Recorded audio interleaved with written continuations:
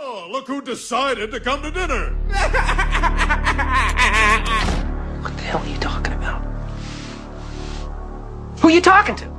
Wait, no, I haven't. This is my goddamn motherfucker house. You goddamn son of a thing. Damn, we got deep into that thing already. Yeah, shit. It don't even seem like an hour. That's crazy. No, man, I ain't been to work in a while. Hey, yeah, I know what you mean, bro. Mm-hmm. Oh, yeah, man. You go ahead.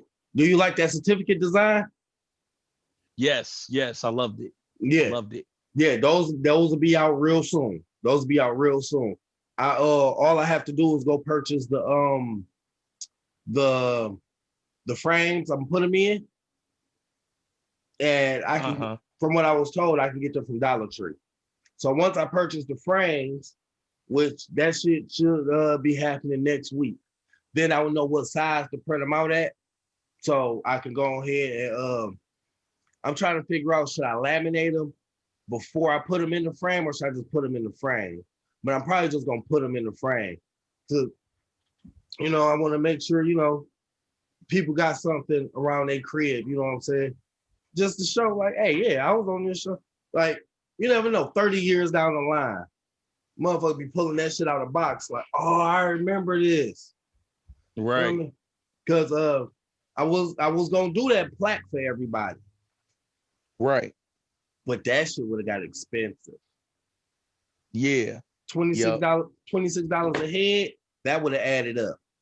Yep. And I'm like, well, so what I did was I opened up the tablet, jumped on motherfucking Microsoft Word, and let my creative juices go, and formed a whole fucking certificate. So now it was like, okay, I made the certificate for free. I go spend like $20 at Dollar Tree on fucking plaques. That's like, frames. That's like 20 frames. I can go ahead, pass them all the court, because we haven't had 20 guests. I'm gonna have to give you 2 of them, because one of them you got to get a Miles. Bet. I know he'll enjoy that too, even though that episode ain't out yet. But I'm sure he'll be like, oh yeah, hell yeah, I like that right there. Yeah. And he had such a good time on the episode too, man. He want to come back. Yeah, I can't wait to have him back. I can't wait to have him back, man. Because now it was like that show was more of getting, you know what I'm saying, we was getting familiar. Now we can get on there and we can just let it flow. It's like the difference. It was like that yin yang difference between Will's first episode and then that second one when y'all was in the car. Right. Completely different. Because now it's like, okay, I understand what you mean when we just basically sitting here to talk shit. Yeah. Like, and I was going, like, I don't want to feel like I ain't trying to like take too much credit or toot my own horn. But I think with them situations with like with Will's first episode, I think that would have went a little bit better if I would have been on it instead of just being in the room. Yeah. Yeah. Because then like you got 2 people who already gonna interact with each other in the order of the show. He would have known where to jump in to fit in. Right. He would have been able to get in where he fit in, and it would have flowed real nice. Yeah. But I didn't want to get on that episode because I wanted it to remain that 2-man thing, and I wanted it to. And we didn't even have a 3-man setup at that point. Right. We didn't have that yet. Nope. Yep. So I mean, it was good. It was still good. It was still, you know what I'm saying? It still worked out. Plus, everybody need their own debut episode. At least I feel that way. Like, yeah, everybody need that one-on-one. Like, even it don't matter how it goes. I still feel like they need to pop that cherry. And they need to come in there and not expect somebody to hold their hand through it. Mm-hmm. Then they can understand and figure out their own pathway of, okay, so when I come back on here, see, I could have been doing this different. I could have been doing that different. All that good shit. A lot of it, though, it really comes into when the episode drop and you see it. That's where you get it. Where it really get good, because it's like, oh yeah, I see things that I could have did better because now I'm sitting in the place of a fan watching, and I'm watching myself. Yeah, and then the worst feeling is, if you're not entertaining yourself, then how are you expecting anybody else to be entertained? Exactly. Like, I don't know how the fuck I've been getting through these episodes, but I've been just sitting down being myself. Yeah, that's the same here. I just sit back, sip the drink, and let it flow. Man, and then like, I wish we could go back and see. I think we can. I'm gonna go look into it, but I want to go back and look at the fucking garage episodes of when we was just on Instagram Live. Right, yeah, them still on the gram. Okay, yeah, I want to go back. I want to sit there and watch it and just see. I just want to see the growth. Yeah, it's a beautiful thing. Like, I was just watching, because like for me, I'm getting used to watching these episodes and like realizing that I'm watching myself with a lot of these. It's like, nigga, the other day, nigga, I was watching the second wheel episode where we in the whip. So I'm watching that episode, nigga, and I have the experience of we having the conversation and nigga, I'm interacting as if, nigga, hey, you are in this video. Like, nigga. And the main thing that be fucking me up is when I be interacting and I'll say something in the video and then I'll have a thought and then verbatim I say the shit on the video. That is the shit that be fucking me up. Man, that fucking like, nigga, when we was talking about Jax. Hey, I gotta touch into this real quick. Go ahead. I need to go back and watch them. So, nigga, we talking about Mortal Kombat. And I brought up how Jax was in that first Mortal Kombat, but he was only in it for 10 seconds. Okay, yeah, I remember a little bit of that. Now, I'm watching the video, and as I say, that nigga was only in that bitch for 10 seconds. My immediate thought as I'm watching it was, yep, he was in that bitch for 10 seconds. It had a filthy ass high top fade. Literally, word for word, I say he had the filthiest high top fade ever seen. Man. I love doing this shit, man. Right. I did watch Maxine's last milk show episode. I watched that over Junior crib, and we had a good time watching. We had a good time fucking watching, sitting back and watching that shit. They sitting there, they roasting themselves on the screen, and then I'm like, yeah, now I'm actually seeing like the little editing work going on. I'm like, yeah, like, right, because it's the difference, like, from doing this to like the final product. And normally, by the time I finish the final product, I'm like not thinking about it no more. I'm on to the next. So I need to sit back. I need to go watch them bitches. And then for us, it would be a great experience going back and watching it because we be drunk. Right. So we don't even remember what the fuck we be talking about. Man. And then sometimes when I be editing them, I be having me a little buzz going too. So some of the stuff, I don't even be remembering what I put in the fucking videos. You know what I mean? Right.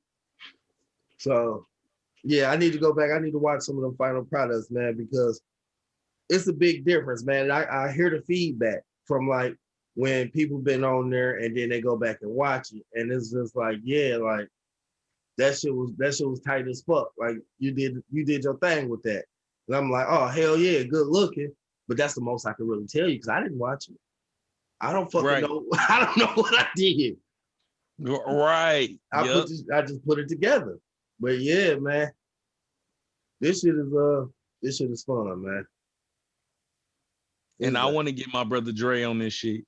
My brother Dre, Dre and JT, them my niggas, bro. Like them niggas, I'ma tell y'all right now, when we get the motherfuckers on the show, it's gonna be completely different from anything that y'all have seen from us. Man, Because them two niggas, that little they preview I got, breed. man, that little preview I got. See, and then we're gonna have to get them on there soon. But by the time they get on there, I'm gonna have a round table set up ready. So then that way we had a 4-man going. This is probably gonna end up being a Zoom episode it's definitely gonna be a Zoom. Because you know they better. They out of state. Oh yeah, well then yeah, all day long. Yeah. All day long. If I can get them to do a Zoom where they both sitting in a room together and we sitting in the room together, that'll be the shit. But like if I can just get them, that'll be great too. Oh yeah, because I love my brother to death, bro. Like and I've been wanting him to be a part of the shit because of the fact that nigga's silly as hell. Yeah, and we can grade we talked about it earlier. I was talking to you earlier about getting them on and shit, and I was telling you, like, you know, the only thing that's hard with him is getting him in a setting where it's quiet and he can just be on the show. Nah, the thing about him, your kids, they chill as fuck. Yeah, your kids is a vibe, nigga. Yeah. His kids, they act just like this nigga. So this nigga's a nut tester.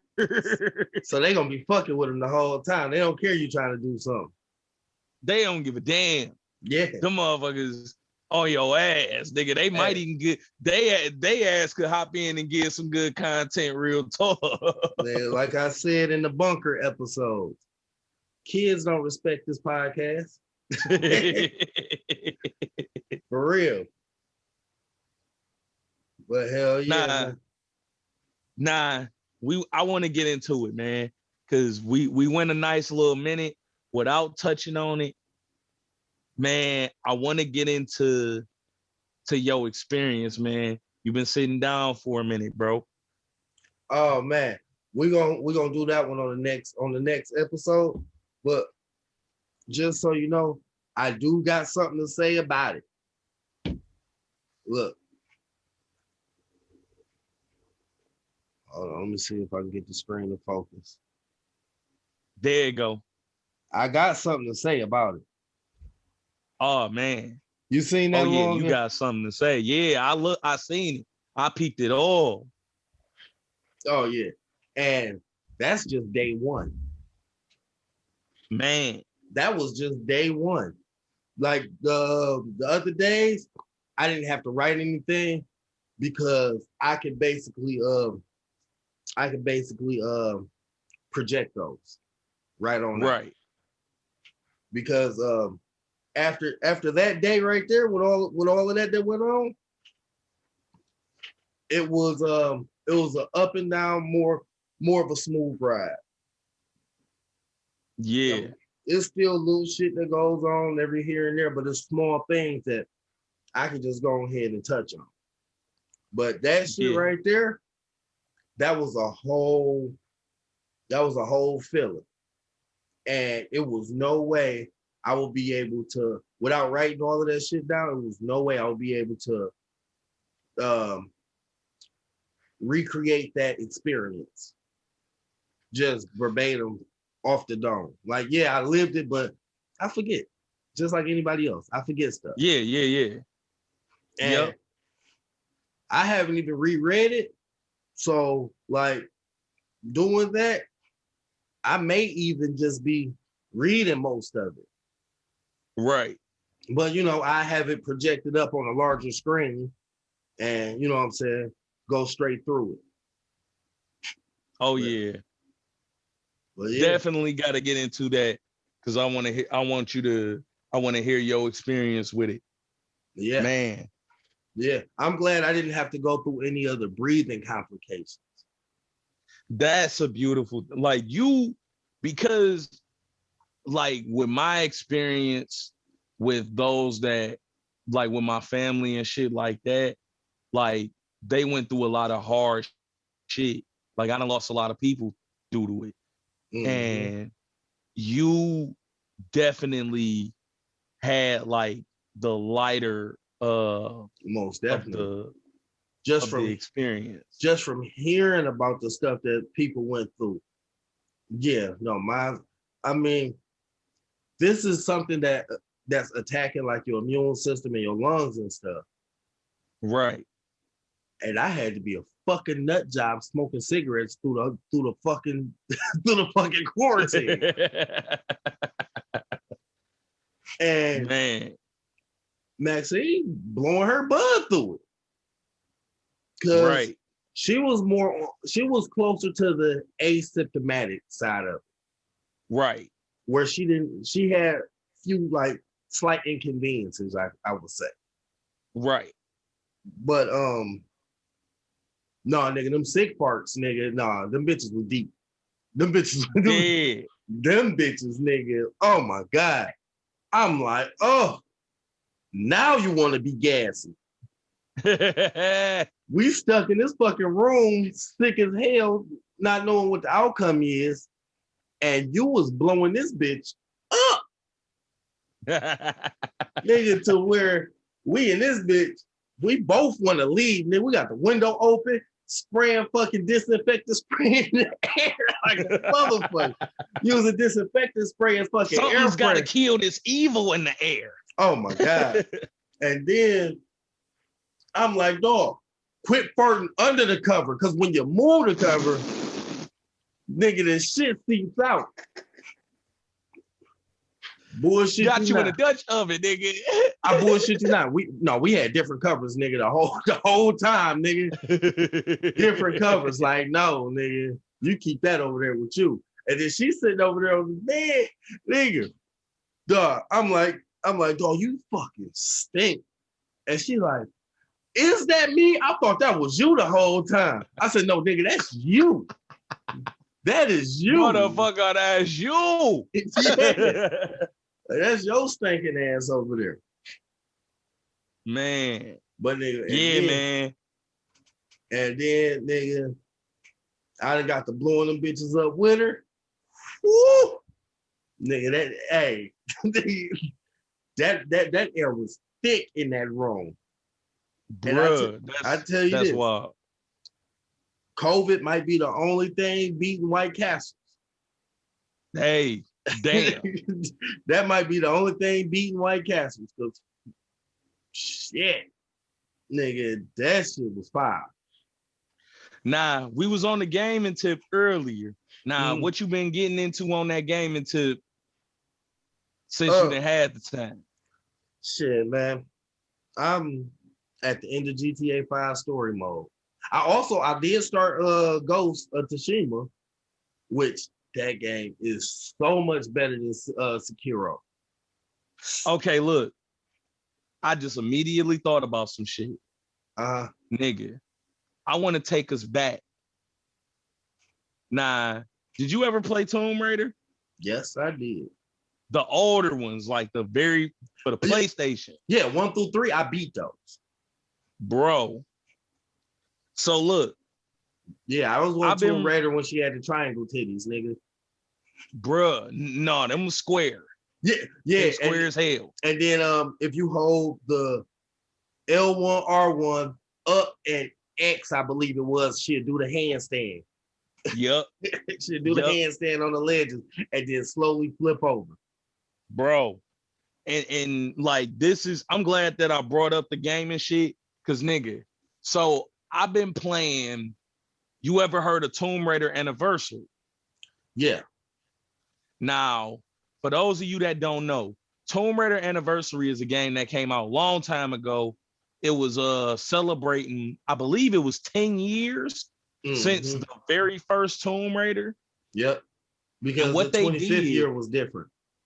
So what they did was they remade the first one for the 360, and they basically improved on all of the things that they did in the first one, of course.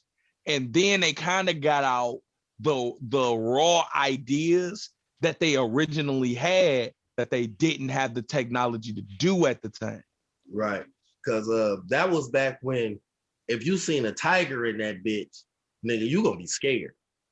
Yeah. Right. Like it was, you was scared of shit. Yeah. Bro. So I'm running through. Now they had 3 games that came out during the time period of Tomb Raider Anniversary. They had Tomb Raider Legend, that was the first one. Tomb Raider Anniversary. Then they had Tomb Raider, what was that? Tomb Raider Underworld. Yep.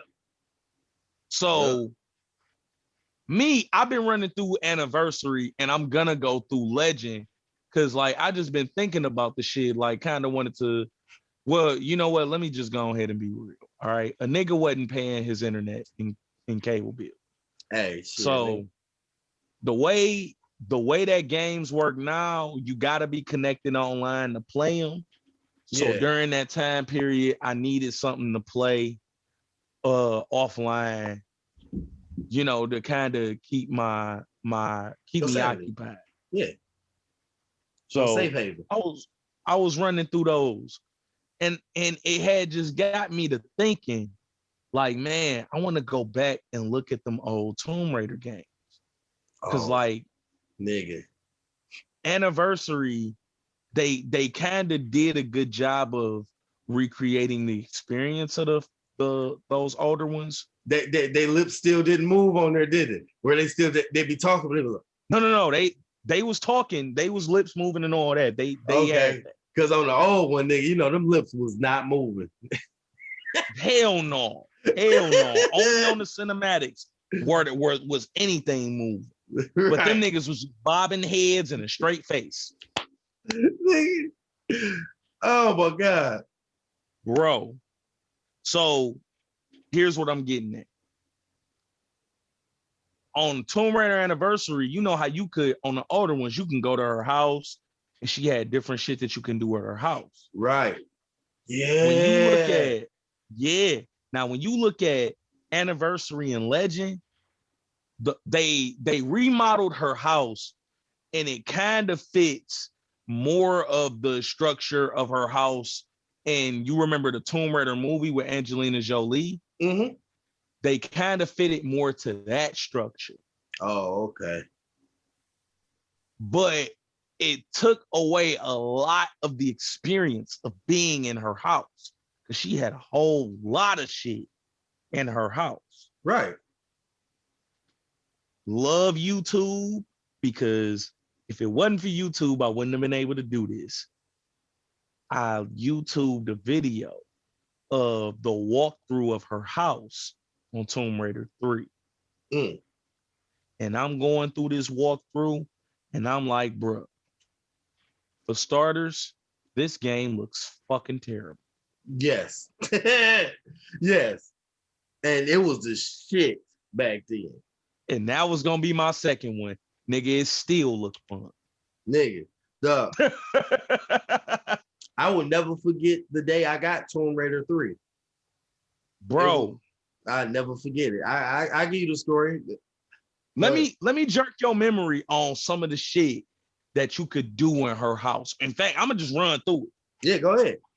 Because I remember some of it. Bro, when you in her house, nigga, it was a button that you could press. Like she had, the starters, her house was big as fuck off top. You start off in her bedroom.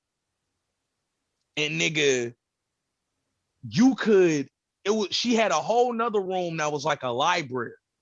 Mm-hmm. When you went into that room and you went up to a certain wall, you pulled a book that cut off the fireplace.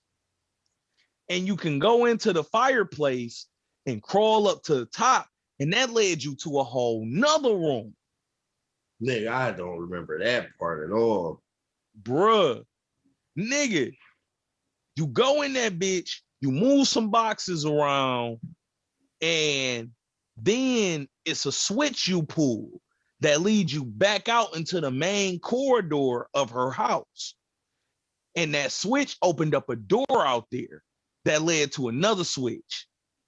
Yeah, because they have Tomb all Raider kinds logic. of training. They have a lot of training shits in there. Bruh. So you go to that switch, pull that bitch. Directly behind you, a door open, you shoot across that bitch. And it's basically, it leads to this room that's a museum. And she got the skull of a T-Rex that she killed in Tomb Raider 1. Man, I gotta watch this walkthrough, nigga, because I ain't seen this shit in so long. Bruh, as I'm watching it, I'm remembering doing all of this shit. Right. That's what it is. I gotta see it. And then that shit gonna jog all kinds of memories. Bro, it's another room you go into where you press a button, nigga, and it opens a door in the main corridor, and that door got a time limit on it. So if you don't make it there in time, that door gonna close. Nigga, Tomb Raider was good for them time limits. And you always gotta jump, swing across. That should be so fucking frustrating. You'll find yourself doing the same fucking routine for like an hour and a half. Bruh. Trying to figure out how you gonna cut your time down. Right? 10 For seconds. real. So that you'll have enough time to run through this door either as it's closing or right before it closes. For real, for real. But here's the thing, nigga. When you do get through the door, nigga, it leads you down some stairs into her basement. Her basement is a fucking aquarium. I'm talking about, nigga, it's just a little hallway with a big ass box in that bitch. You pull that box in the center, get on top of that bitch and go up in the ceiling, and then you can go into the water. Yeah, because they got to make sure that they cover everything on the game that you can do, but you need to learn how to do it, and you got to do that at home. And it's fish inside this motherfucking tank. You swim around to the other side, and it's a key. You pick that motherfucking key up. For starters, why is this key in the goddamn fish tank? Nigga. Like, why?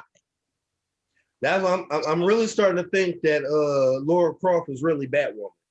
Because how does she got all this fucking money too? Nigga. This is a Bruce Wayne shit. Bruh. Then you get the key, then you run through the rest of the house. When you run through the rest of the house, you got her gym. It's a whole obstacle course in that bitch. Mm-hmm. That gym was to teach you how to play the game. That's literally what it was. I remember that gym. And then she got the swimming pool. And nigga, you got the big ass kitchen with the walk-in freezer.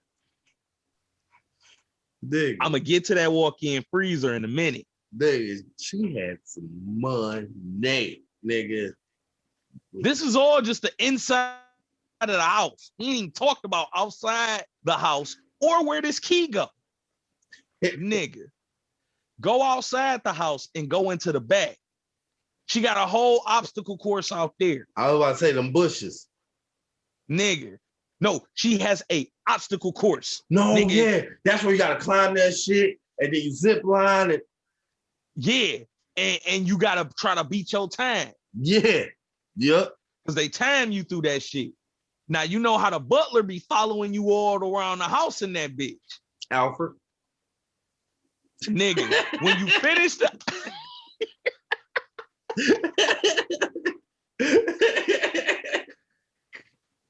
that nigga said Alfred. Weak as hell. Nigga. Oh shit. Nigga. Hey, and the way they drew this butler up, nigga, he looked creepy than a motherfucker. Man. But you run through that obstacle course, and when you get to the end, it's target practice. So you sitting there shooting at the targets, and the butler come out the back of that bitch, and he a target now. You can shoot this nigga. But he don't die. Right. That nigga just fall, and he lay there for a minute, and then he make old man noises and get up.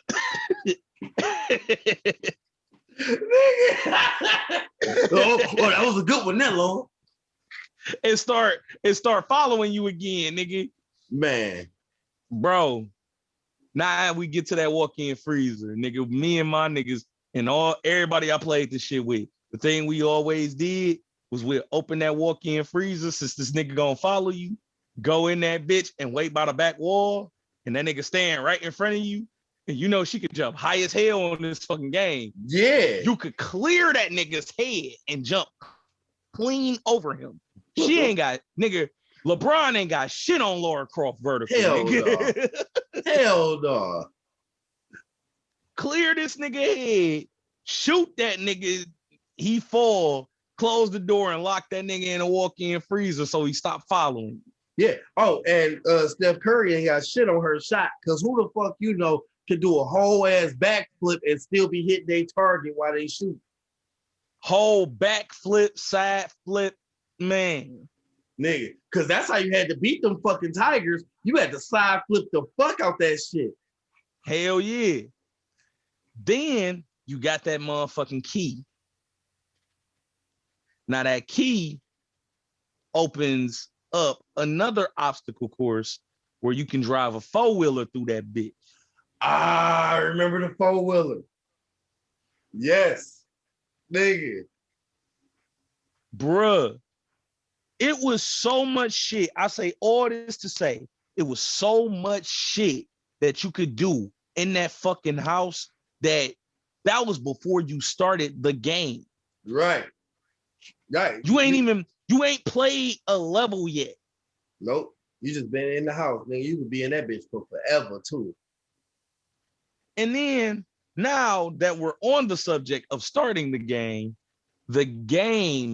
bro, it was built on a foundation of squares. It was Minecraft. Everything was a square. And then for me to look at this video, because what I end up doing after that was after I watched that walkthrough of going through her house, I watched a walkthrough of somebody beating the game. Mm. And as I'm watching this, I'm looking and I'm like, bro, this game was literally built on a foundation of squares. Everything is a square. If you thought it wasn't, guess what? It was. Her arms, squares. Her face, squares. Them titties, squares. That ass, square. All nigga, her thighs, squares. All nigga, them polygons. guns, squares. Nigga, everything is a square. Nigga, and when she used her arm, it'd be like, nigga, that really. It was squares. Yeah. Man. Her fist constantly stayed bored up in the square. Yep. I'm so glad we left that polygon era, because dog. Bro, even all the way down to the amount of distance that she cleared in a jump, it was equivalent to a square. Yeah, I'm about the to go back and watch was the literally built on a foundation of squares. Man, that shit was straight up Minecraft. So imagine what Minecraft was gonna build to when they start smoothing out all them squares. Bruh. And then this game was so difficult that it was unnecessary. Yeah. Yes, definitely. Unfucking necessary. That's why I told you. I can tell you when I first got that. Let me jog your memory. You might remember this. Being in the jungle on Tomb Raider 3 in the beginning.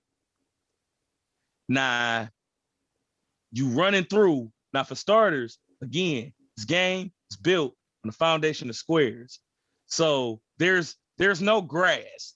There's supposed to be grass, but it's just a canvas that's colored green to look like your grass, but it's really not. Polygons. Gotta love it. And the areas that they wanted to look more like brush, it was blades of drawn brush. It was all flat.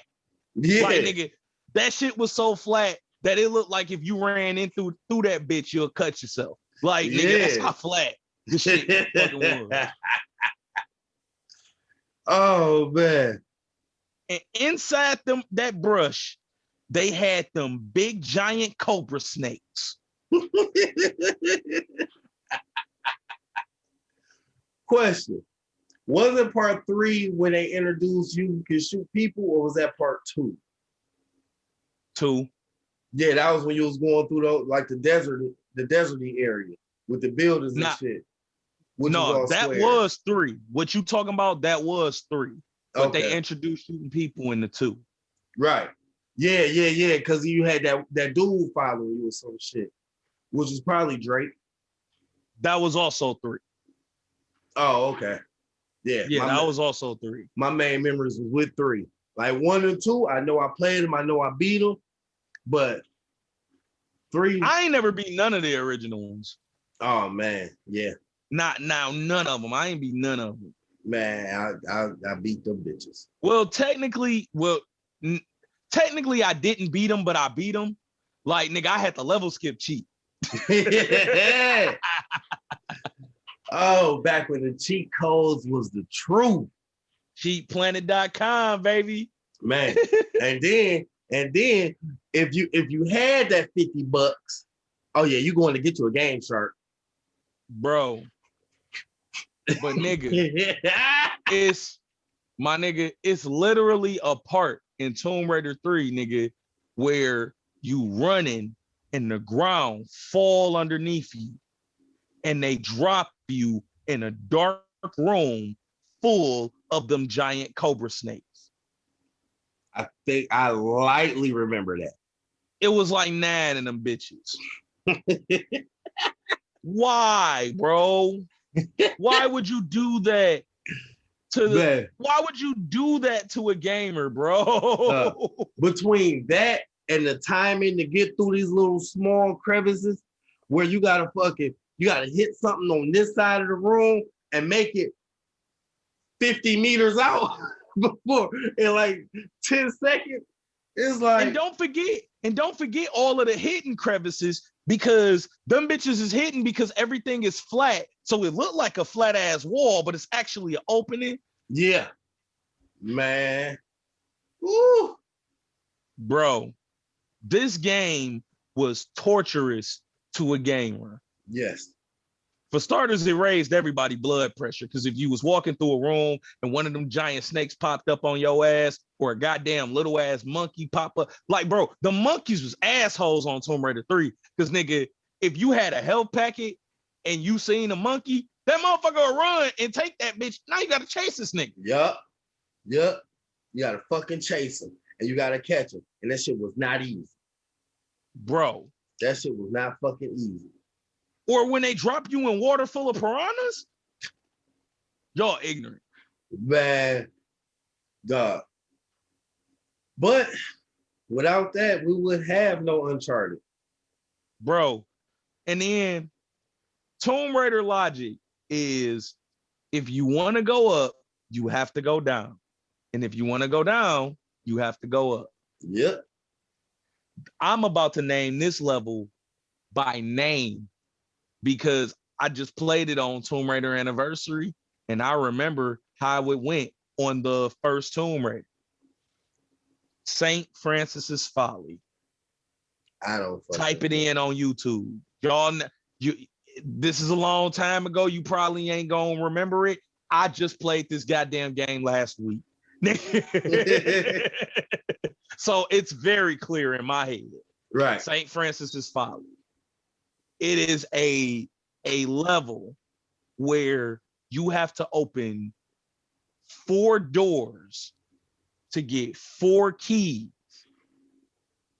but it's a 4-floor, like, you in a room that has 4 floors, and on each floor there's a door, and at the very bottom there is a 5th door where you take the key from each of them 4 doors. So actually it's 5 levels. You take the key from each of them 4 doors, you take it down to the very bottom, put the key in each lock, and it opens that door and it takes you to the next level. Mm. If you are trying to get to open the door on the 4th floor, you have to go down to the 2nd floor. And then if you want to get to that 4th door, you have to start from the 3rd floor, get to the door on the 4th floor. Like, bro, bottom line is you gotta go up to go down. You gotta go down to go up. Man, they was mind fucking us early. Cause nigga, to get to the door on the 1st floor, you had to be on the 3rd. Man. Like, bro, it was so retarded. Like, bro, it was unfucking necessary how hard this game was. Man. In Anniversary, they made a lot of shit easier.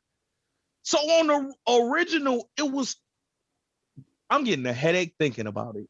Yeah. And then they can't even make games that hard no more because then wouldn't nobody fucking play. Wouldn't nobody fucking play. No, it's like how it's a certain demographic of people that play those Dark Soul games because they make them so fucking hard.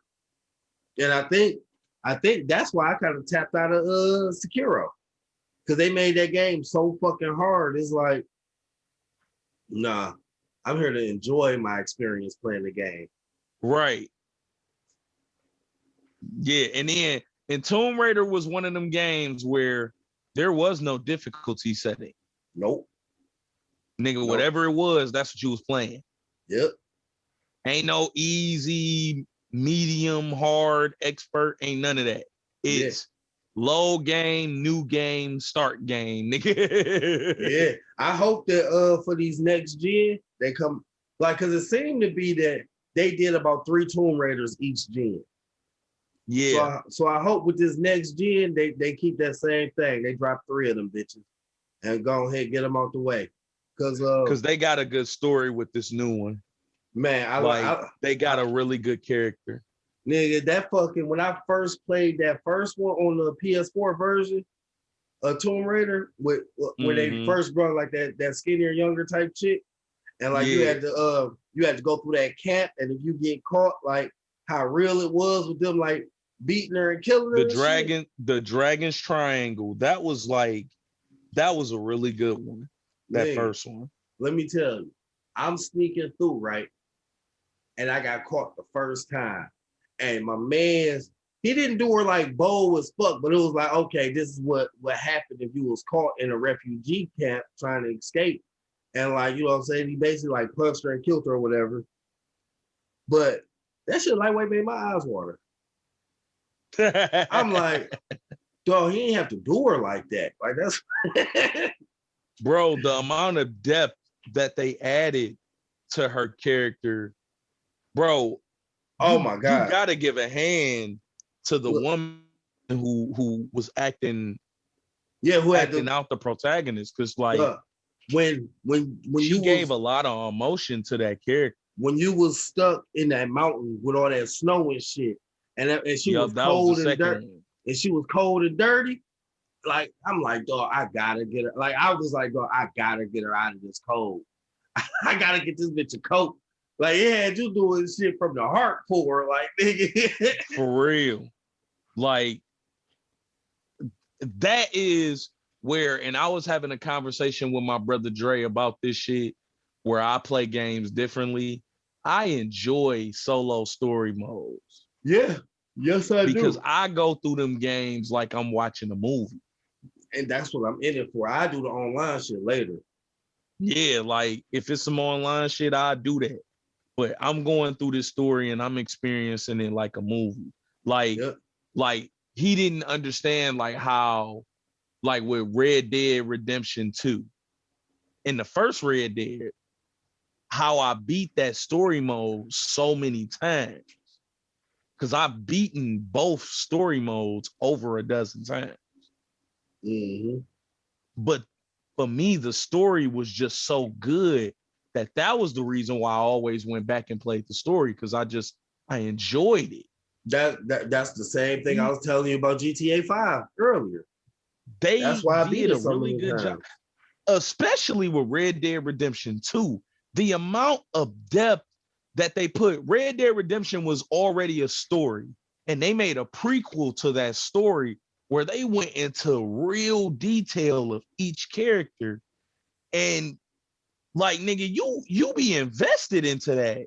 Yeah, If I'm gonna you go back really on there. paying attention to That it, story like, is you really good. invested. Cause like your main character in Red Dead Redemption 2, his name is Arthur Morgan. When you play through that story, you really connect with the personality of his character. Mm-hmm.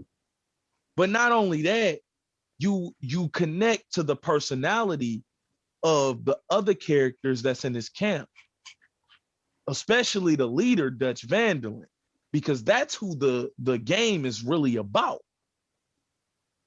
It's an introduction to John Marston, who is the protagonist in Red Dead Redemption, and Dutch Vanderlyn is the leader of the gang that he used to run with.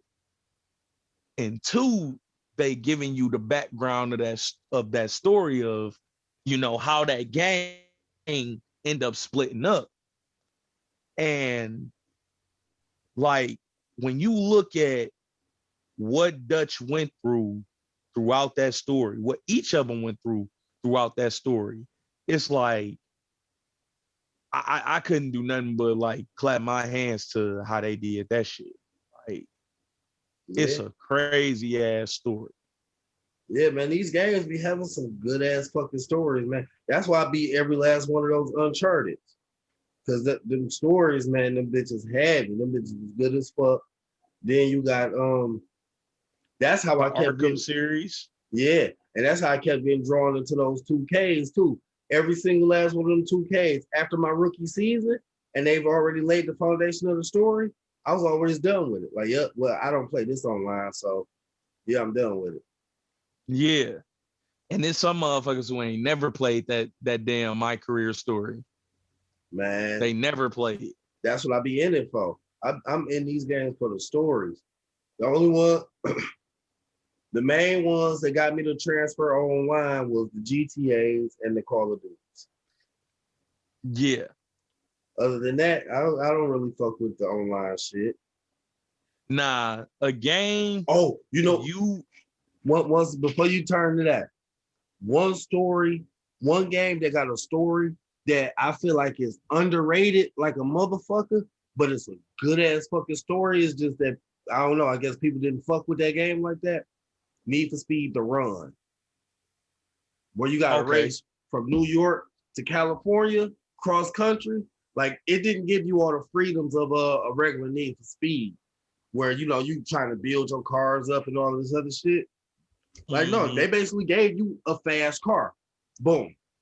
And then when you going through and you changing states, like within that story, some shit that happened where you're gonna end up in another car. Like they gave you like an option of like 5 cars and shit. And then they had like little parts in the story, like what would you call it? Interactive cutscenes. So like where the story is going, like you might have to tap a button real fast to get yourself out of a situation. It comes on with you being chased by the boys, and they chase you to like a junkyard or some shit like that, and you fuck around and land inside of a fucking a car crusher, and you gotta, if you don't hit that right combination, you get compacted with that car. Damn. Like that story is good as fuck, and then the gameplay on there was good as hell, and they didn't make it all stupid hard like other Need for Speed games did. Like that's a game that was built for the story. Another game that's like that. This game is called Quantum Break. Yeah, I tried to play it. I couldn't get into it. I know you was telling me how much you like that shit though. That story, now I ain't gonna lie. The gameplay ain't the greatest. It's really not. But that story, for starters, what this game managed to do with telling this story was amazing to me, because you have the story, then inside the story, like when you finish a certain chapter of the story, they have a point where you have to make a decision on what direction the story goes in. So you make a decision, and because like it's 2 individuals, they both, of course the game is about time. Mm-hmm. And the thing is, this man, he created a time machine. And him creating this time machine actually like destroyed the earth. There's gonna come a point where time is going to stop. And him and another person, who the character you playing as, are the only ones that's gonna be able to maneuver through time once it stops. Right, because I remember like some of the parts of like when you get in the shootout, you can pause it. You know what I'm saying? Get your shots going. Yeah, like it has some sweet. It wasn't that bad.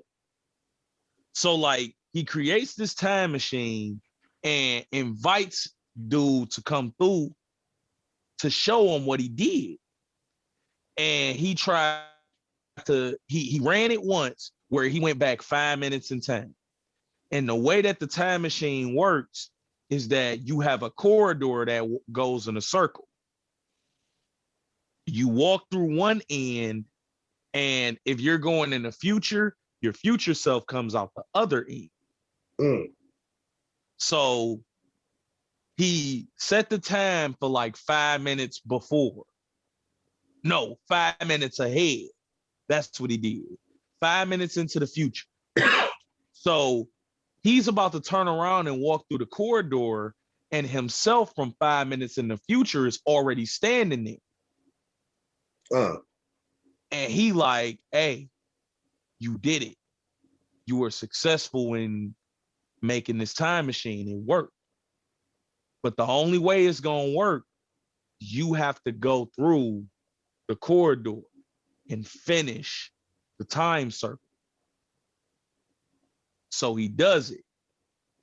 Then he's like, all right, I'm going to change the time and I'm going to try to do, I think he tried to go back in time. But the time machine ended up overloading, and the quantum field ended up exploding.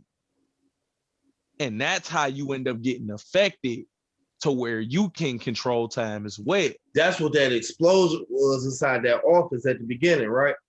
Right. Yep, I remember all of that, yeah. So, boom. Now you discovering your powers and shit. And no, he tried, what it was, he tried to go in the future. So, and then the quantum field exploded. So when he went through the corridor, his future self dashed through the fucking corridor as he was walking through it. Because my man's in the future is coming from the end of time. Mm. So like, he like, hey, shit fucked up. And the one from the future, like, he didn't travel through time so many times and went to the end of time. He keeps doing this because he's trying to find a way to stop the end of time from happening. Right. But then he realizes that it's nothing he can really do to stop it. The only way that he'll really be able to stop it is after time stops. So you sitting there trying to figure out what the fuck going on, and then you learn that your younger brother had already made a time machine 10 minutes prior or 10 years prior to all of this going on. Mm. So like, that's like crazy. I say, when you go through and you complete each chapter of the story, you got to make a decision on which direction that the story goes. But the thing is, you're not the main character when you make the decision. You're the other guy. The future guy? Yeah, you're the villain, basically. Oh, okay. You make the decision as the villain. Yeah, that's crazy. And that determines what direction the story goes. After you make the decision, they have a live action episode with the real actors from the game acting out an episode that connects to the next part of the chapter. Mm. So like it's like you're really watching a real movie or real TV show. Because them episodes really be about 30 minutes. Oh, damn. Yeah, it's an actual fucking episode. In like, okay. You remember John Wick? You seen the first John Wick, right? Yeah. You remember when he go to that hotel and he get to talking to that black dude at the front desk? Yeah. That black dude is in this. Oh, damn. Like they got some, like the actors that's in this game, they're real actors. They've been in TV shows. Like I can't name no real TV shows that they've been in. Yeah, but they are. If you're white, you know them. They are famous. Yeah, I know what you mean. I get what you mean. But like they got real live action episodes. Like, and the way that they put that shit together, man, it's not like a cutscene. The way they did them episodes, it wasn't like a cutscene. It was like it's part of the game. Like you need to pay attention to this. You need to pay attention to this episode. We didn't do graphics of the game. We did a real fucking camera with the real fucking people. That shit sound cold. And that story, in every way that you play it out, that story is fucking interesting as hell. I'm gonna have to get back into that. It still has the same ending. Ultimately, it still has the same ending, but how you get there, it's an experience. Yeah, it's a little ride. Yeah, I'm gonna have to I think I'm gonna have to get back into that, man, because I didn't get past the beginning. But if I'm missing all of this on the story tip, I'm gonna have to jump on in there. Yeah. I downloaded it again just so that I could play through that shit. Yeah, shit, man. What else got a good ass story to it? Like it's a bunch of games with good fucking stories, man. Mafia 2. I was thinking about the Mafia series when we was back there talking about Tomb Raider and shit too, and them stories. That third one, they kind of fell off with it. Think so? Yeah. Well, it wasn't. Nah, they fell off with that. It was a better game, but you just wasn't feeling the story. Because I like Mafia 3 out of the three Mafias. I like that one the most as far as the gameplay went. Mafia 2 is my favorite one. As far as gameplay, yes, Mafia 3. But as far as story, Mafia 2. As far as story and gameplay together, Mafia 2. Yeah, man. I wish they would have implemented the fighting engine from True Crimes. You remember that game? That was my shit. Yeah, I wish they would have implemented that fighting engine into GTA, man. That would have been nice. Either True Crimes or Sleeping Dogs. Really, I would prefer Sleeping Dogs, even though that's really the same game. Because that fighting engine was the same one they used for the Batman games, man. The Arkham's. If they was to let us do that in GTA, it would be no stopping it. Yeah, it would be no stopping. Because I can only imagine. Saints Row tried to do it, but they shit was whack. They went over the top with it. They went way too over the fucking top, man. By the time you hit Saints Row 3, it was like, y'all doing far too much. Yeah, with the aliens and the super jumping. That was 4. Yeah, that's 4. Okay, so yeah, Saints Row 3 was the better one. That was the last good one because that was the one when they just now added the fucking roll where when you run it, you can do that little dive and roll. Yeah. 4 was the aliens and the super jumps and shit. I didn't like that. By that time, it was like, why y'all even put cars in the game? Yeah. Because y'all were doing far too much.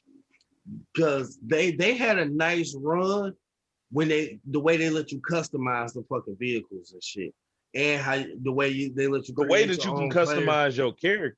Yeah. Man, all of that good shit. It was just like, okay, y'all winning now. And then y'all went too cartoony. Fuck the game up. Fuck the whole game up. Because the way you could do those cars was basically bennies on everything. Yeah. Yeah. And they didn't make it super hard to make money on there either. Right. That's man.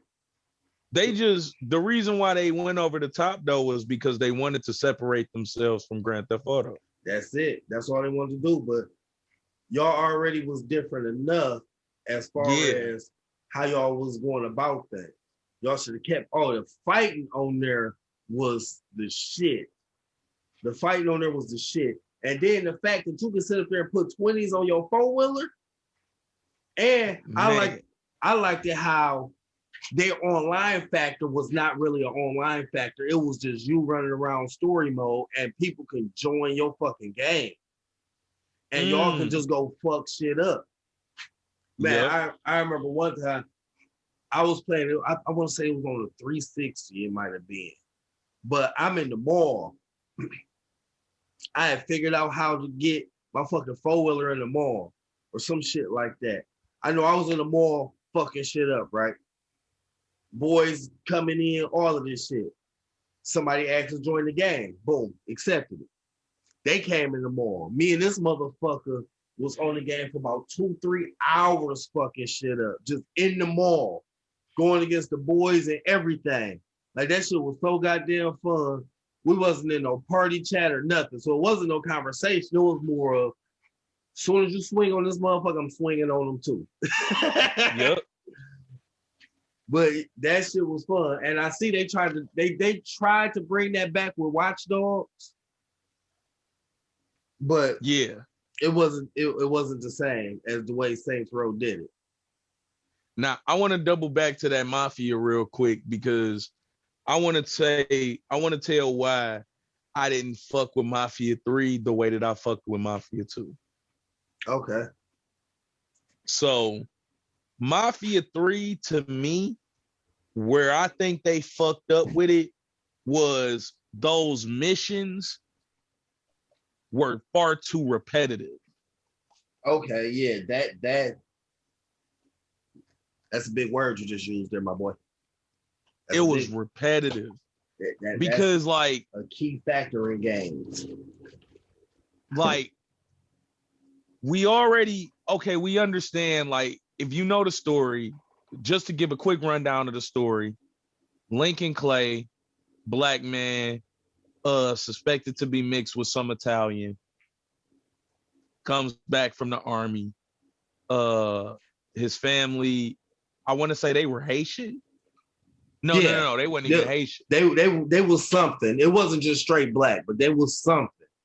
Yeah, like the beginning of that story was sad as fuck. Yeah, it was real, man. Like, and that was the thing, man. When they started it off, oh my God, they had a motherfucking gem with that story, because it started off like just mwah. Like, yeah. He come back from the army. He just loyal to his fam going through shit. He helping them out. The thing is that, like, it's set in New Orleans, and the Italians, the mob is running shit during this time. Mm-hmm. So his pops had to kick up to the top boss in the city is New Bordeaux. Sal Marcano is the top boss. He had to kick money up to him. But he owed him because he hadn't kicked up to him in a couple months. Mm-hmm. And them motherfuckers don't play about that money. No, you got to pay for this protection. You got to pay. If you want to make money in my city, you got to pay. Yep. So the whole deal to smooth everything over with Marcano was y'all was supposed to rob this bank. Yeah. You rob that bank, get the money, and you square Marcano away, but he ended up screwing you. Yeah, that was I was just about to say, and that ended up being a whole fucking setup. Man, and it was sad because, like, nigga, I wish I could DoorDash a pack of cigarettes. Y'all celebrating back at the house with everybody that y'all did the heist with, and his son pull the blicky and shoot you in the head. Right. And as you laying there, nigga, you watch him murk your people off one by one and then burn the fucking house down with you in it. Exactly. Now I got a question for you. How did you feel the very first time playing that and you seen that fucking scene? Bro, I was playing this game aggressive.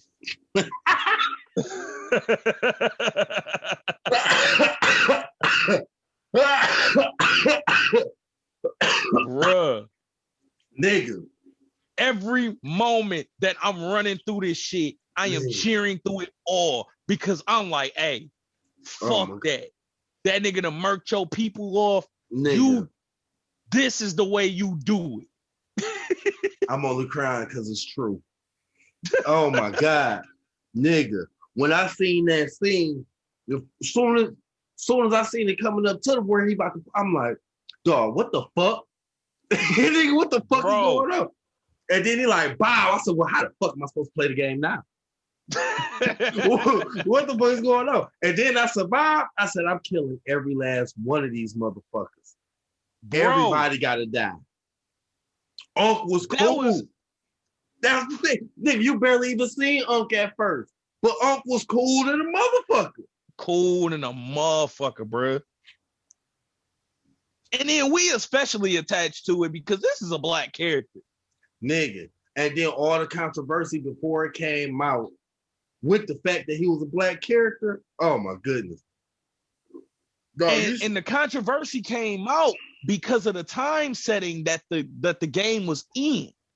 Mm-hmm. This is around when Martin Luther King first got killed. They have a radio, because I didn't even realize that Martin Luther King was killed on April 4th on my mother's birthday. I didn't even realize that shit until I was playing that game, and I was like, damn, I've always known this, but it never dawned on me that it didn't click on April 4th. Like, it never clicked. And as you progressing through the story, Malcolm X get killed, Martin Luther King get killed, like the Black Panthers is coming down. Like, bro, all of this shit is going on during the time period of this game. They was putting some history on that shit. And yeah, and they're talking about it. Yeah, they was putting some history on that shit, and motherfuckers didn't like it. I mean, dog, and the KKK was thick. Yeah, before that game came out, right? I was on Twitter. Woo! Nigga, the racist motherfuckers was out. Nigga, they was out and they was doing their motherfucking thing on Twitter, trying to get that game shut down so it wouldn't get released. That shit was bad. And I was like, oh, if they hate it, I gotta get it. I gotta get it. Right. Because it was the truth. It was the reality of life at that time. Mm-hmm. And they don't want to see that. They don't. They don't want to see the truth. They don't like seeing that ugly truth being put in their face like that. Yep. That's why they try so hard to hide that shit. And change it up. But just like you, and just like the game wanted you to do, nigga, when you seen them motherfuckers get killed, nigga, I went through that bitch aggressive as fuck. Nigga, I immediately changed all of my, every setting on there about killing, I made sure it was aggressive. Nigga. I never beat it. I did beat it. I beat it a couple times. I didn't even give, my main thing I wanted to do was roll up on that KKK rally, and I never even got that far. Oh man, I was loving that shit. Oh man, I love that shit. Bro, like this game. But like I say, like when you running through it, bro, initially when you see that, I'm about to re-download that shit. That is what's making you have fun with the game, because this is retribution that you playing for now. Man, dog, you could call up my man, he'll show up with that van full of guns, and you just pick what you want off that bitch, and upgrade them as you need them. Yep. Man. Yeah, I'm about to re-download that. I got to get back on that one. Because the fighting on there was cold. Oh, yeah. The fighting on there was cold. They let you throw them bitches. They let you throw them, and it was some gruesome deaths. Mm. Oh, gruesome. When you got that fucking knife, stabbing niggas in the head. Ooh! Bro, you could feed a nigga to crocodiles. Man. See? Because you sneaking through the bayou, when you take niggas out, you could pick their bodies up and throw them in the water, and you will see the crocodile fucking snatch that nigga. Man. Yeah, I'm about to re-download that shit. Bruh. But like I say, the game was fun. Where it got repetitive is the structure of the game and the way that they wanted you to beat it. I think that was one of the reasons I ended up stopping, because I do remember like a lot of that stuff was like, oh, sneak around, stealth kill. Yeah. And then it was like, they wouldn't even change up the pattern. It's like, okay, well, I know if I go here, wait a couple seconds, he about to be right here, boom, boom. Come the around, thing was, they didn't change none of the patterns, but you could do it a different way every time. There was only so many ways that you could do it. Right. It was spots that you could sneak through. You could run through that bitch guns blazing, but the outcome was still the same as if you were to sneak through there. Right. And again, it was the same shit over and over again. Yeah. I mean, and then, like I say, it was the structure. Yeah, it wasn't no Metal Gear Solid. It was like, you had the main boss. That main boss, Sal Marcano, had 3 people up under him. Each of them 3, they also had 3 up under them each. Mm-hmm. And then them 3 each had 3 up underneath them. Like that was their structure. It was a ladder. It was literally a ladder. Mm-hmm. So on one island, you had to take out 3 people to get to this boss. And then when you take him out, you get to the main boss of that island. Then you move on to the next one. You take out the 3, then you get to that main boss. Then you take out the main boss over him. Then you go to the next one. Take out them 3. If I wasn't mistaken, ain't that how you took over the areas too? Or something like that? Yeah. And you were assigned the areas because you had 3 underbosses. Right. Yep, you had 3 underbosses, and your underbosses had 3 underbosses. Yep, but you had one main or underboss that you communicated with that was under each of them. Mm-hmm. Yep, you were structuring as you was running through the ladder. You were structuring your shit the exact same way he structured his shit, so that you could take everything over. Yep, I remember that. And then the way that they ended it, it was almost as if you didn't even need to do that. Because you didn't need to use none of their resources to beat him. See, and that they should have added that on there. Like, at least at the end have a big war to where all these places you took over, at least be able to call your troops in with you, and then y'all go ahead and go to war with like this fucking mob people. Give him extra people too, all that good shit, just to make the fight a little bigger. Now, what I did like about the ending to Mafia 3 is how they brought back Mafia 2. Now, I'm gonna go into Mafia 2 real quick. Mm-hmm. Now, one of your underbosses is Vito Scaletta. He is the main character in Mafia 2. Let me pause you, because when you said that, my brain did something stupid. Can I do it? Scaletta. It's something about a skillet. Scaletta pumps in the club. I don't know why the fuck my brain did that. Scaletta pumps in the club. Yeah. We here. Soon as you said that name, it was just instant. I don't know what the fuck that was about. Vito Scaletta in Mafia 2. Mafia 2 is sort of like Goodfellas. Mm-hmm. That's basically what that story is. It's about a young dude who seen how the mob was running shit, and he wanted to be a part of it and make some money. Yeah, I had Mafia too. I remember that. He ended up going to he was running with his best friend, Joe Barbaro. And him and Joe used to get into a lot of shit. They end up like robbing like some jewelry store or something like that. And Vito ended up getting caught. And Joe had to leave him.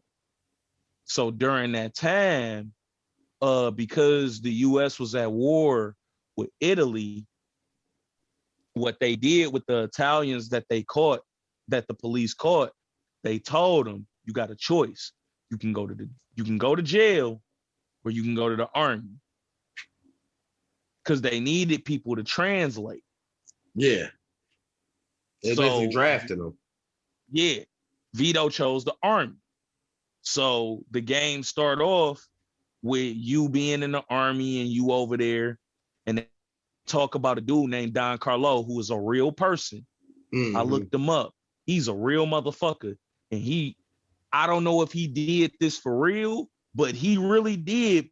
Like, he was one of the hands that put an end to Mussolini and ending the war in Italy.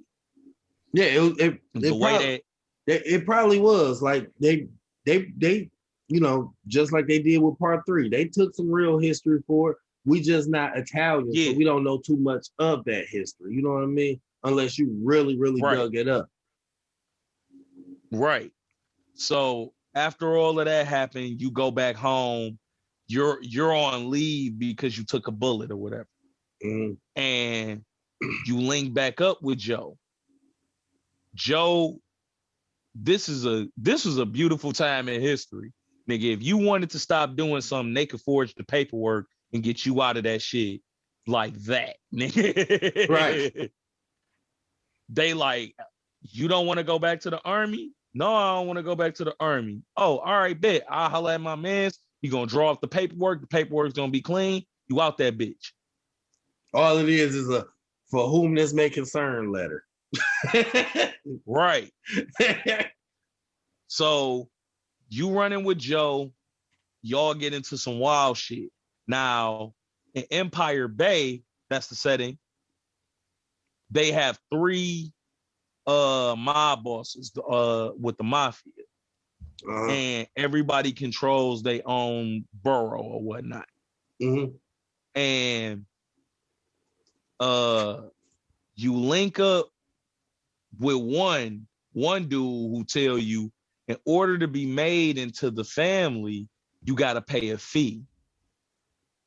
So they like, all right, bet. We gonna pay the money. But he like, all right, I got a job for y'all to do. We want you to steal these ration stamps for gas. You break into this building, you steal those ration stamps, you sell them to the gas stations, you get bread. You do that. One of the gas station clerks end up ratting you out, and you end up sitting down. Well, you're supposed to sit down for 10 years, but you end up doing like 3 or 4 years. Because while you locked up, you get cool with a capo of one of the other families. Mm. And when you tell him about how the one boss was saying you got to pay a fee to be made into the family, it's like, oh, all right, bet. Here's what we gonna do. I'm about to get out soon. I'm gonna be able to get you out, and we're gonna make him answer for that because that's illegal. He's not supposed to do that. Right. You get out. He gets you out as promised. Your homeboy Joe, the whole time you was locked down, he ended up getting cool with another family the dude that looked out for you, he wants you to he wants you to link up with their family, but he know that that's your best friend, so you gonna rock with your best friend. So you rocking with this dude and they family, they get into some wild shit where they start a war with the family you was with and kill that boss. Oh shit. And that's illegal. You're not supposed to, in the mafia, if the family doesn't sign off on a kill, you can't do it. Right. And then another thing that's a part of the rules is you're not supposed to mess with drugs. You're not supposed to sell dope. Right. Because it brings too much heat. Yeah, they had a organization. They had a fucking real organization, and it was like that kept wars down too, senseless street wars. Because it's like, no, we have to run this organization like it organized. Yes, it's in the word organization. That's why the mob wasn't never even qualified as like a gang or nothing like that. And the only thing they could really get them on was taxes, because they had so much money coming in off the books. So boom. Now I'm gonna throw the boss names out there so we can keep track. The boss that you was running with, his name is Vinci. No, my bad. Never mind. I'm not gonna throw no names out there. Fuck it don't matter. You could have made them names. I can't remember one, but I know Vinci. When you was locked down, his capo, that was the dude who was looking out for you. When you get out of jail, Carl, I think it was like Coleon or something. It was a weird name. Yeah, you know how they do that dude. That dude was who you was rocking with when you got out. Mm-hmm. This dude is selling dope. He's like, fuck these rules. I need to make this money. I got dope for sale. The fam that you was running with before you got locked down, that boss found out that he was Clemente, that was his name. He found out that Clemente was selling dope, and he wanted a cut of the action. Hey, you making money. Nigga, let me see some of that. Exactly. So pay your taxes. Clemente is like, well, fuck you. I'm not giving you shit. And my man's like, well, I'm gonna tell Vinci, and Vinci gonna get you killed.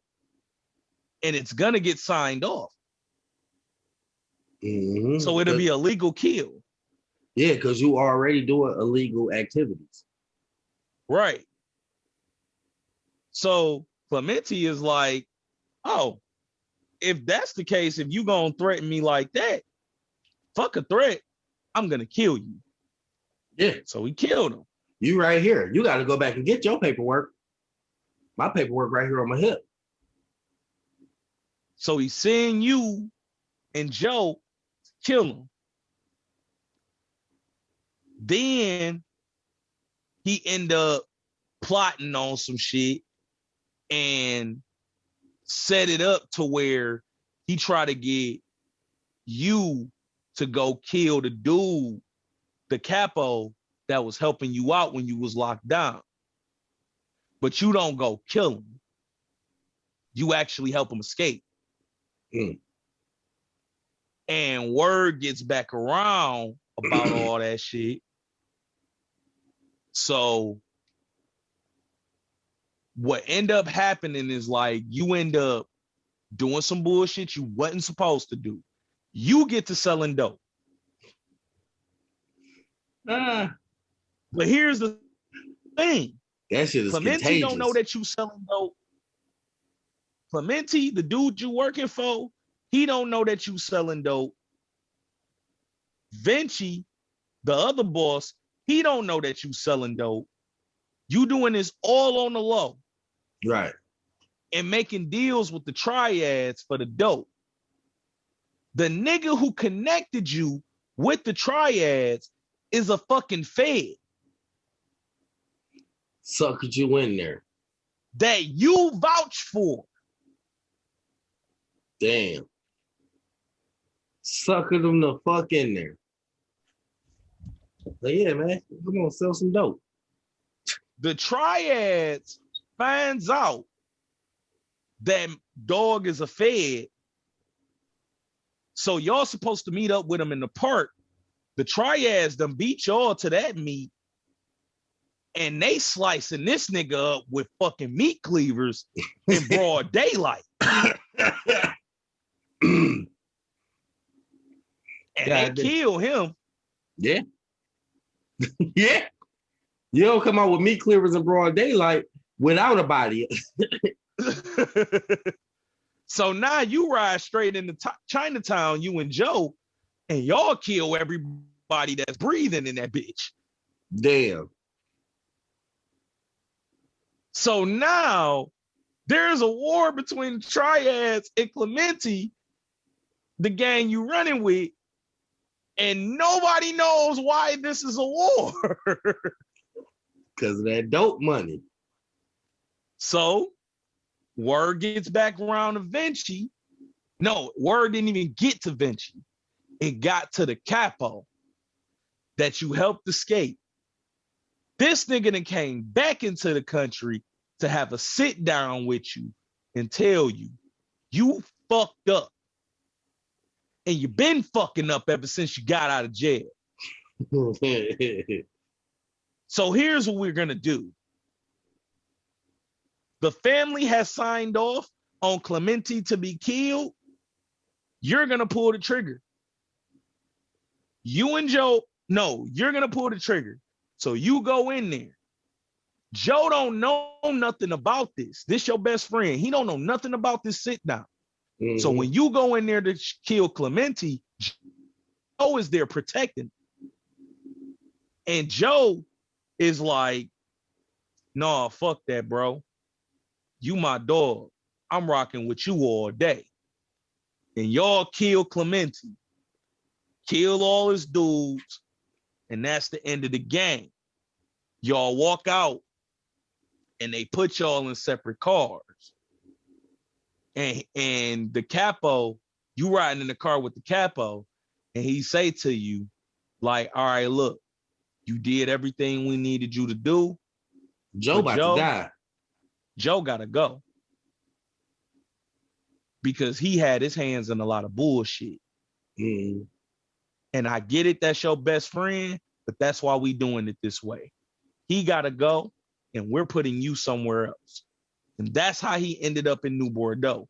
He was basically being punished and banished. Right. For all the bullshit he got in. Fast forward to the end of Mafia III. After you kill Sal Marcano, you leave his casino. Who do you meet? That capo. You meet that capo.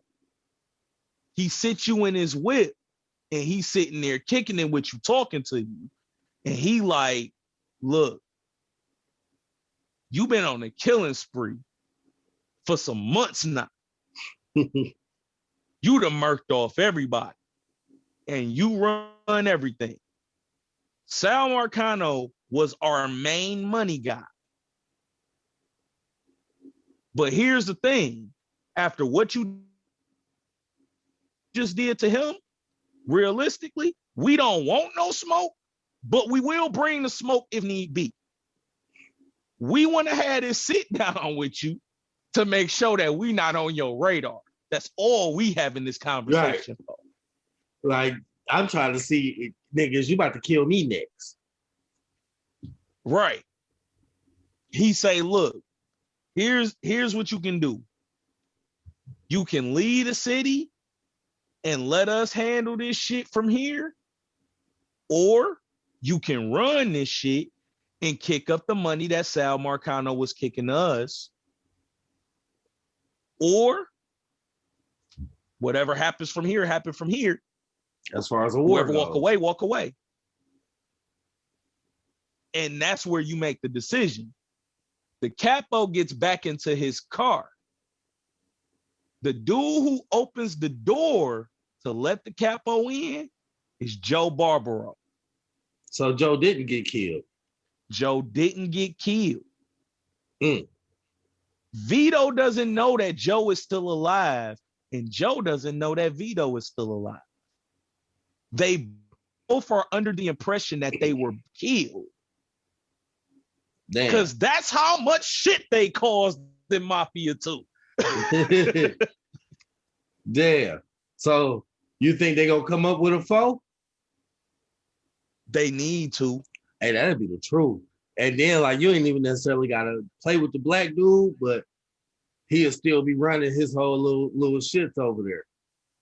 Well, the thing is that you can make a decision on whether or not you want to continue to run the city or if you want to leave forever. Well, yeah, so if they make another one, they could just have him like, no, he continued to run the city. Or they could go with the he left forever thing. Yeah, you could go either way. But I would rather see him running the city. Yeah, we all would love to see him running the city. Mm-hmm. Which one did you pick when you played it? Because is it like after you beat the story, they still let you do like the free roam? Yeah. Yeah. So which one did you pick? Because I'm guessing if you choose to lead the city, they don't give you that free roam no more. They still do, but you still got to make the decision. Oh. That's the way they do it. Which one did you pick? They bring you back to the free roam where you still. So the first time I did it, I left the city forever. Mm-hmm. And then the second time, the most recent time that I beat it, I chose to run the city. And it's basically like they put you back in the free roam as if you didn't make the decision yet. When you pick to lead the city forever, they put you back in the free roam as if you didn't make the decision yet. Oh, okay. That makes sense. Yep. But where the flaws come into Mafia 3, it was another flaw. They fucked up with the way that the game's targeting system. So like the way that they made, now when I say targeting system, I don't mean the way that you aim guns. I mean the way that enemies approach you. Oh. They fucked that up. I'm gonna have to re-download that. So the way that they covered it up was they basically said like Sal Marcano has so much power that he has cops that's under his payroll as well. So if you get into trouble, they automatically target you. They're immediately going to target you. Mm. That was the way they covered up a flaw in their targeting system. Because if somebody else get into some shit on that game or any type of gunfight breaks out, they come for you. They don't go towards the fight. Not like how GTA, like you might be sitting there walking and then it's a whole police chase going on in front of you, or like they might just bust out and get to shooting motherfuckers and shit. I was getting ready to say, a fighter break out in front of you on GTA, the police will pull up and go handle that. Yeah, they won't bother you at all. If something like that were to happen on Mafia, they're gonna target you. Yeah, see, and that's a major fuck up. Yeah, they just found a quick way to cover it up though. That was what they did. Mm. Did you think they ever fixed it? Like when they did? No, they can't fix it. Mm. And because they made it a part of the story. That's the reason why if you get into any type of big gunfight with any enemies and the police do pull up, they help the enemies. They don't target the enemies at all. They don't target them as criminals. That's fucked up. And that's still lightweight. I mean, that's lightweight. The racism that was going on back then too. Yeah, it's just the algorithm of the game. Yeah. No, it's not even on the racism tip. Because if the police pull up when you fighting the Haitians, the police help the Haitians. It's a flaw in a algorithm. That's literally what it is. Damn. Because I've had it happen to me. That's fucked up, man. Shit, I bet you if that shit would, if they would have seen that and they would have fixed it, I'm sure that game would have been a lot better. Not really, because it was still repetitive. It was a lot but more it shit. probably They had to would have fix. been a little bit more bearable. Yeah. That's crazy as hell. And the greatest thing about that motherfucking game, is you find all them playboys and look at all them nice titties. Titties. We got titties in the building.